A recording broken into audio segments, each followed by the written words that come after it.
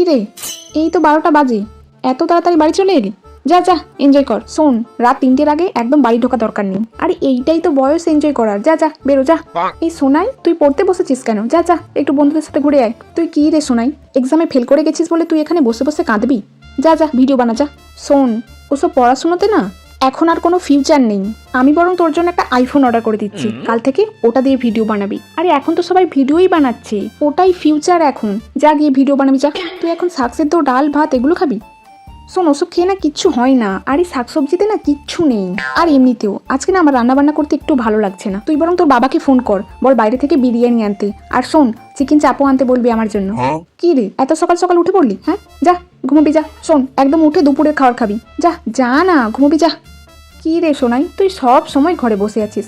যা না একটু বয়ফ্রেন্ডকে নিয়ে মুভি দেখে আয়। এনে ধর টাকা, যা গিয়ে মুভি দেখে আয়। আরে তোদের বয়সে তো আমরা ঘরেই থাকতাম না। যা বেরিয়ে যা যা যা যা।